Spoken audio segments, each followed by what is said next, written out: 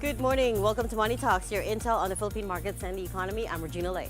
In the headlines this morning, well, just a few minutes ago, President Bongbong Marcos Jr. named former Supreme Court Associate Justice Andy Reyes as the chairman of the Independent Commission for Infrastructure. Protests continued over the weekend against corruption in public works, keeping the PNP and AFP on high alert.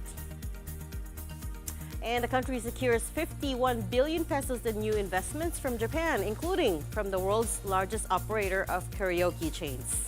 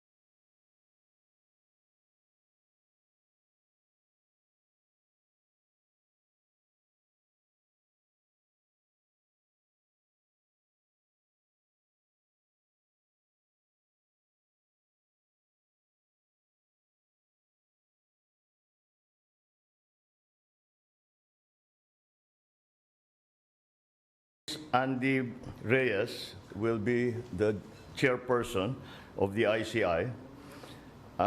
He was a presiding judge of the Court of Appeals before.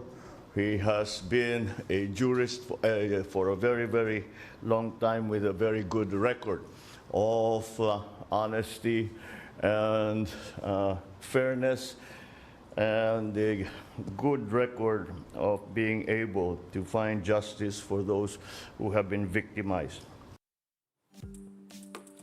Marcos also said the new body will not have contempt powers but will be able to subpoena people and documents. He says they studied it and came to the conclusion that contempt powers weren't necessary because its job is to investigate and recommend charges to whichever government agency is responsible for holding those accountable.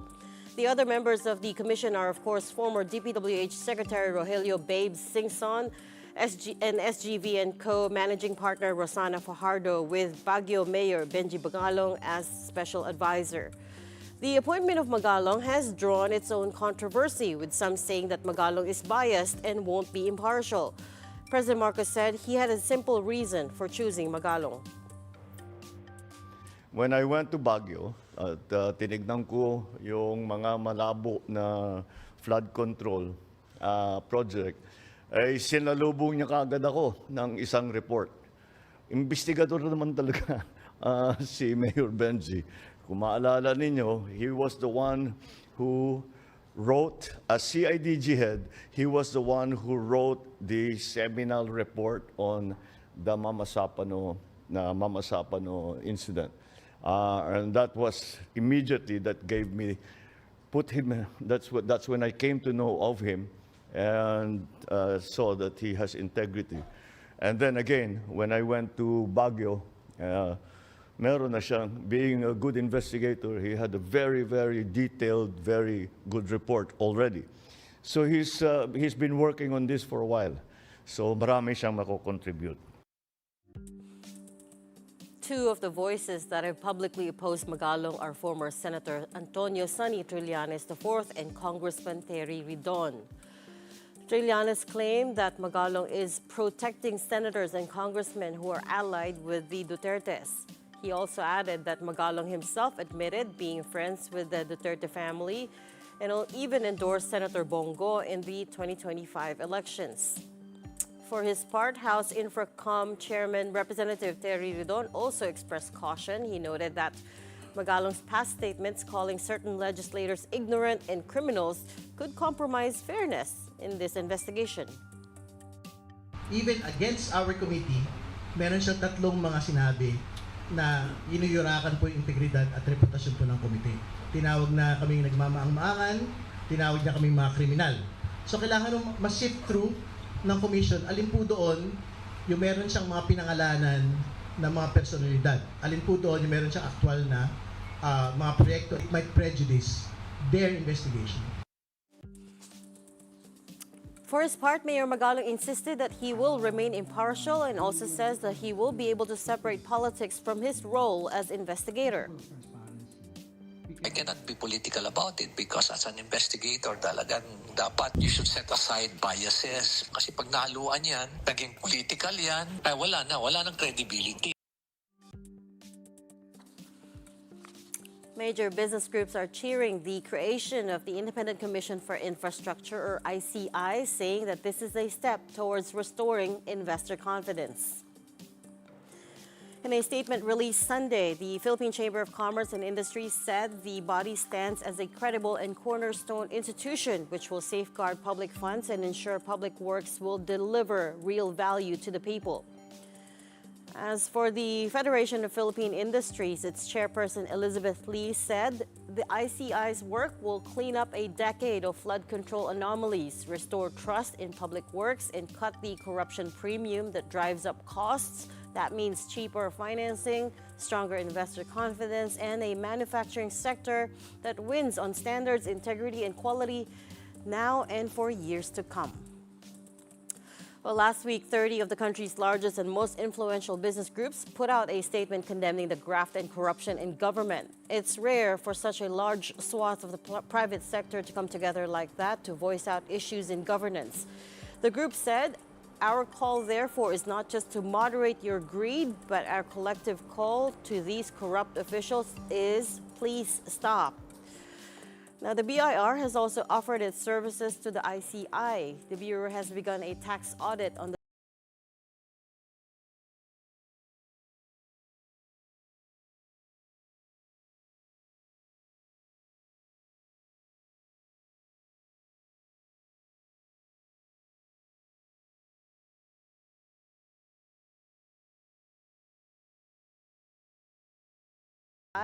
On Saturday, the palace named former DPWH Secretary Rogelio Babe Singson and SGV Country Managing Partner Rosana Fajardo as members of the body. Baguio City Mayor Benjamin Magalong will serve as special advisor and investigator.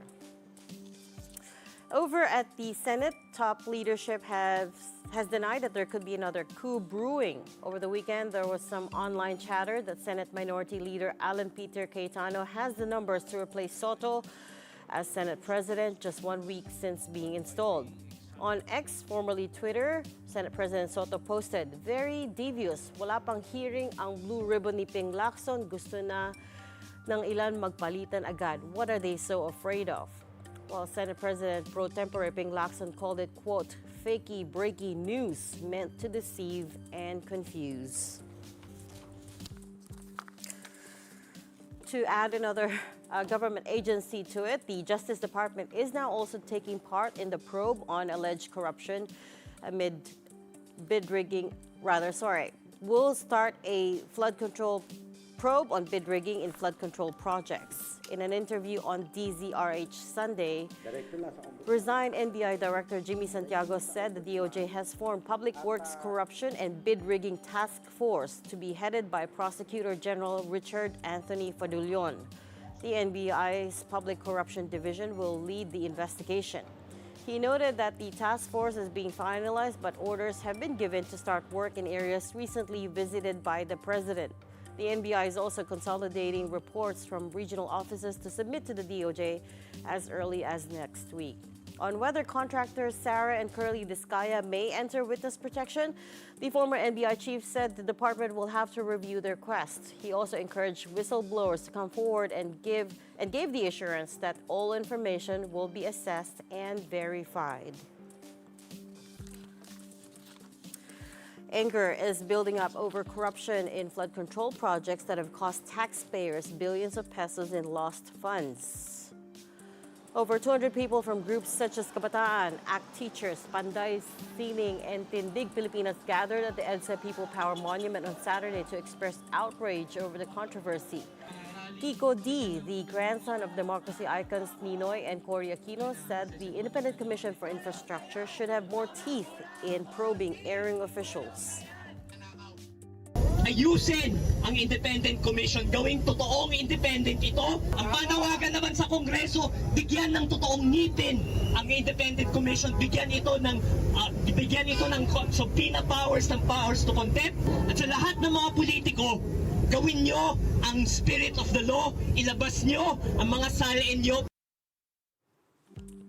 More protests planned this week. Starting Wednesday, Manibela will hold a 3-day transport strike to protest corruption in government, claiming that excise taxes and diesel is just being used to fund politicians' lavish lifestyles. Another transport group, Piston, will hold a strike this coming Thursday. And on September 21, thousands are expected to join rallies at Luneta and the People Power Monument, led by progressive groups and several clergymen. That day, of course, coincides with the 53rd anniversary of the declaration of martial law. With the expected protests, the Armed Forces of the Philippines has placed all its units under red alert. AFP spokesperson Colonel Francel Margaret Padilla said the alert has been in effect since September 12 as a precautionary measure. The Philippine National Police is also on full alert, with spokesperson Brigadier General Randolph Tuaño saying that protests in the country won't end up like those in Indonesia and Nepal. As for the palace, it acknowledges the public outcry over corruption but warns elements who want to ride on the anger to hijack the government. The President will always respect this freedom of expression. So kung ano man po ang nararamdaman na sentimiento ng ating mga kababayan sa ngayon, yan po ay ginagalang ng Pangulo. Itong kanilang pagsisentimiento ay wag sanang sakyan ng ibang mga tao na hindi maganda ang naisin para sa gobyerno, kundi mag-destabilize.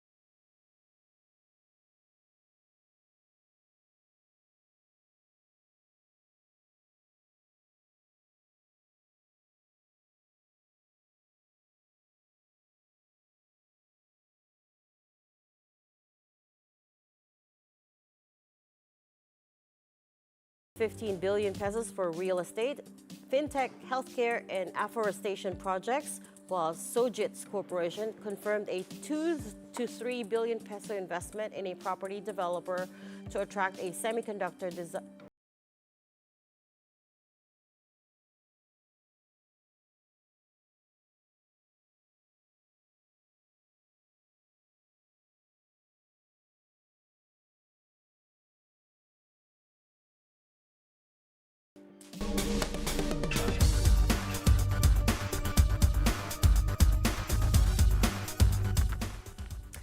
All right, let's hash some of these issues out. Joining us this morning, I've got Angelo Taninco, Research Head and Chief Economist of Security Bank. Angelo, welcome to the studio. Good to see you again after so many years. Yes, thank you for having me, Regina.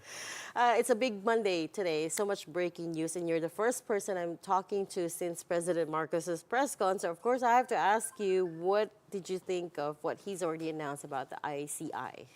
The formation of the ICI will provide a positive sentiment for markets, because this is a good step in establishing the facts and also to result in some concrete steps in order to address the problems associated with flood control projects, which are deemed to be substandard or even face several ghost projects. I think that infrastructure development has a multiplier effect on the Philippine economy. If properly done, then the multiplier effect would be positive. If it's inadequate, the multiplier effect will be to the downside. And we have seen that in the third quarter. For example, in our report released last week, we downgraded our outlook for 5.5. the full year, because we lowered our third and fourth quarter GDP forecasts. to 5.4% Oh, 5.4, not and 5.5. 5.6% respectively for the third and fourth quarter. For the second half to be at 5.5%, similar to our new full year forecast. The rationale behind this is, at least for the third quarter, we saw the flood control projects being inadequate, and that resulted in several days of floods, massive flooding, which resulted in several days of government work suspension and even class suspension. So there also was a disruption to our economic activity for the third quarter. Moreover, we saw August food inflation turning positive again, with the overall headline CPI inflation quickening more than expected to 1.5%. Again, because the typhoons that resulted in massive flooding also led to a spike in food inflation, particularly those weather-sensitive produce, like vegetables and fish. So that's what I meant when I emphasized that with a lack of infrastructure development, the multiplier effect of the economy would be tilted to the downside. In short, you're not even talking about business and market sentiment being dented by the anomalies that are coming out about the flood control projects. You're also looking at it from a practical point of view, which is all the flooding, all the disturbances have eaten up so many days in government and private sector work, right? But take a step back, give us a better sense of how the business community in the market is looking at all these investigations going on, both in the Senate, both in the House, as well as now the Independent Commission.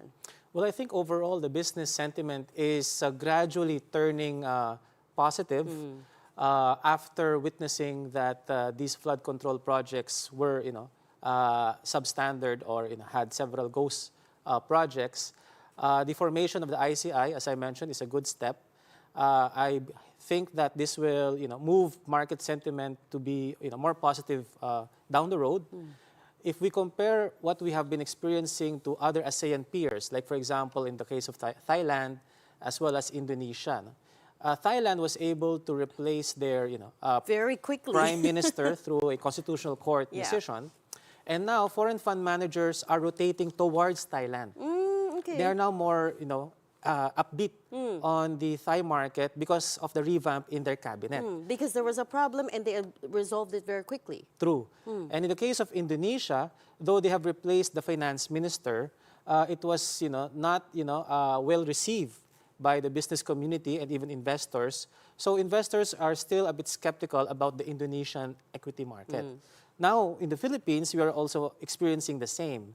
So hopefully, if we have this kind of concrete action and decisive reforms being undertaken, and we are in a good step through the ICI, then I think that the market sentiment will be reinvigorated. And therefore, our capital markets will benefit from this moving forward. Are you saying that there are a lot of foreign investors that are taking a wait-and-see approach to Philippine markets at the moment? True. In fact, we saw Philippine stock market, in negative territory for 5 straight weeks already. PSEI. It's in the doldrums. Yes, Let's at not beat around the bush. 6,100 in the Asia Pacific region. The PSEI is, I think, the second lowest, I think next to Thailand. But Thailand, on a week-on-week basis, has been recovering already. So hopefully the Philippines bourse will follow suit. This is a story I like to bring up to guests that I've been talking to over the years. And when we first started interviewing you, and that was for Bloomberg, the PSEI was back then pushing towards 10,000, right? And right now we're so far from that. We're at 6,100. Yes. In the short term and the midterm, what positive catalysts are you seeing? Well, in the short term, it should be earnings that would spearhead the sentiment. In the first half, earnings were at single-digit growth, not really that impressive.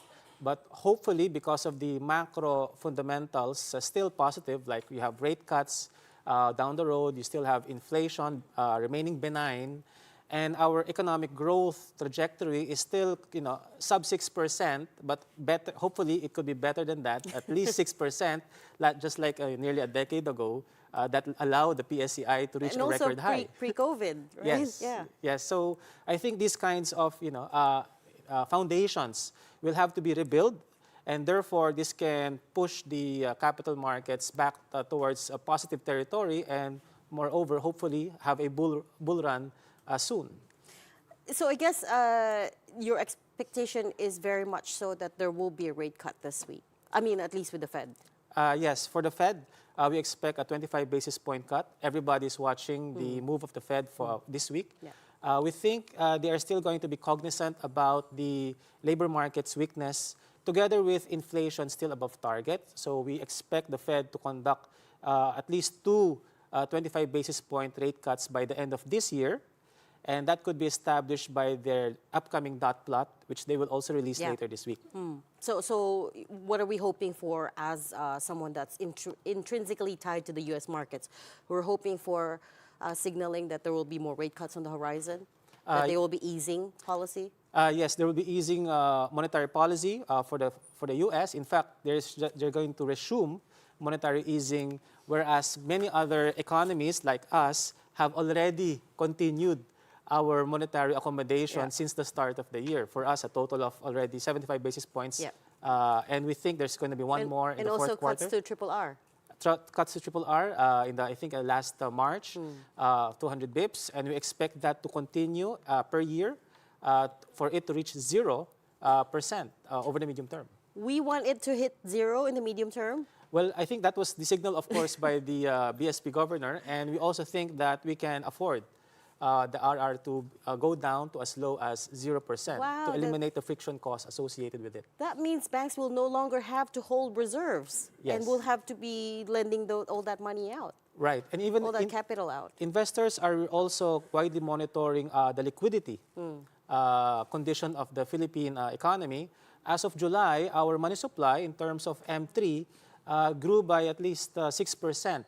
Year on year. So we are in that 5 to 7% money supply growth trajectory, so which I think is deemed healthy. And we can continue with that for as long as we have monetary easing and gradual reduction of the reserve requirement ratio. That's very good news to hear that the industry will be able to withstand 0% RRR at this point.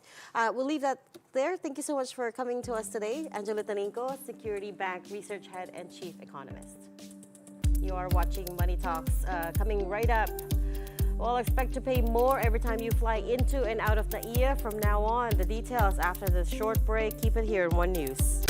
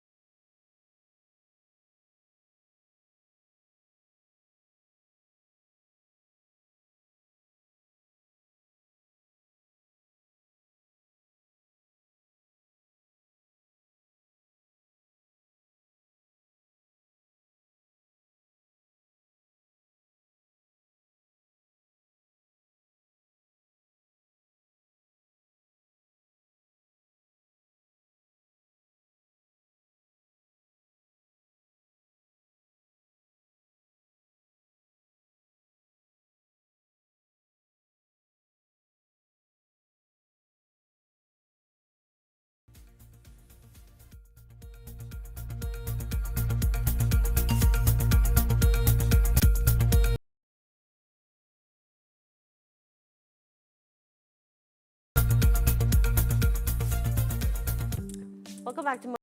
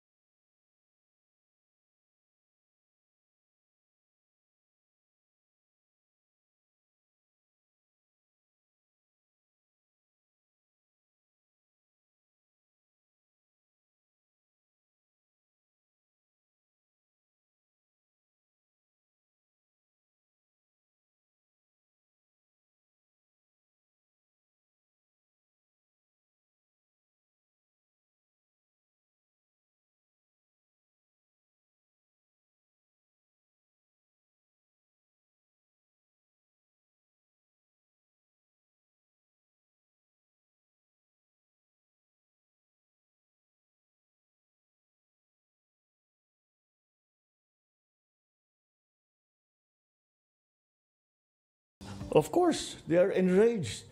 Of course, they are angry. I'm angry. We should all be angry because what's happening is not right. So, yes, express it. You come, you make your feelings known to these people and make them answerable for the wrongdoings that they have done. Palaman ninyo ang sentimento, palaman ninyo kung paano nila kayo sinaktan, kung paano kayo ninakawan nitong mga ito. Palaman ninyo sa kanila, sigawan ninyo, lahat, gawin ninyo, mag-demonstrate. Just keep it peaceful. That is about the strongest words we've ever heard from President Marcos on any issue. So take it from him. And that is for Money Talks. I am Regina Lay. Catch us again tomorrow at 9:30 a.m. here on One News. Have a great week ahead.